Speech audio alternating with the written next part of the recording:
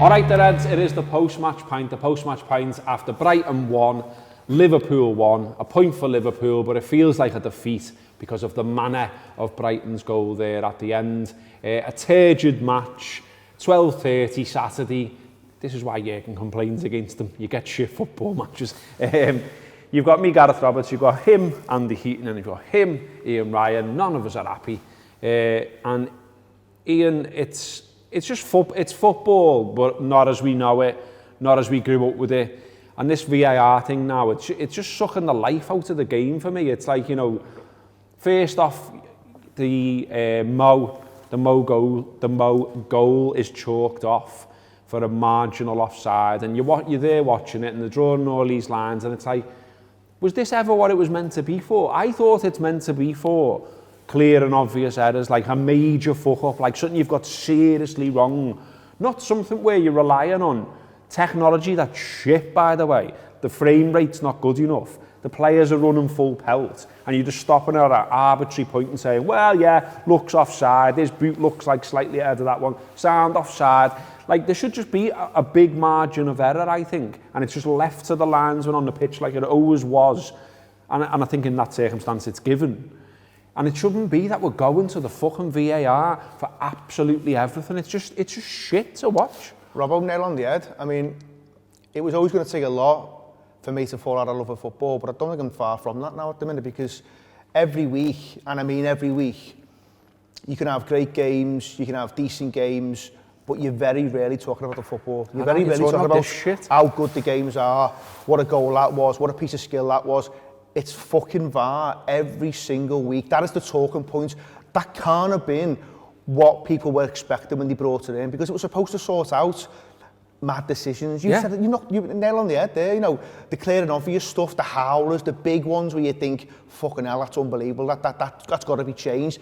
But the things we're seeing now, it's almost like you're looking for little things to chalk goals off. The first one from Salah, all right, if you start drawing enough lines, you can probably make it look like it's offside, and maybe he's ever so slightly off, but I don't know any fan, probably you could even say managers, they weren't bothered about things like that. You know, if you look at it in real time, and it looks onside or it looks level, broadly speaking, most people were all right with it. Most people were all right with that. People weren't too bothered. That wasn't fucking anyone over. It didn't feel like that anyway. Now it feels like any opportunity to rule a goal out or look for a chance to rule a goal out, they do it by drawing these lines. And for me, I mean, these lines get drawn from different parts of the body every time for me. Sometimes it's the feet, sometimes it's the top of the arm, it's all over the fucking show. And today, again, I mean, you talk about the joy of football, and the joy of football is celebrating goals. That's gone.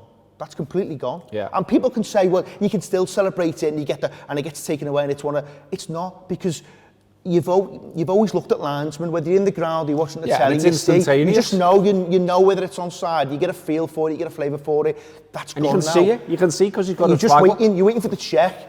Listen, we'll come on to the other one at the end, I'm sure. But yeah, it's a huge blow today, huge blow. Yeah, it's shite, isn't it? And I mean, you know, the other one, Mane's ruled out goal. At least you can see clearly that he's offside, and you're sort of like, all right, I'm all right with that. Do you know what I mean? But like you say, when you're drawing fucking lines, and like, you know, the one that's ruled out against Everton as well, and it's not just happening to Liverpool, although it is happening to Liverpool a lot this season. We've gone from being Liverpool to whatever the opposite of that is.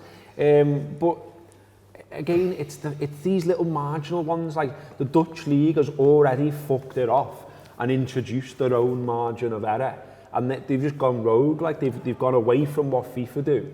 And they've gone, no, we're not having that. On the really marginal calls, we're leaving it to the lines, and we're leaving it to the fella on the pitch, and we're getting some instantaneous decisions, which does not suck the joy away from it all, like this is doing.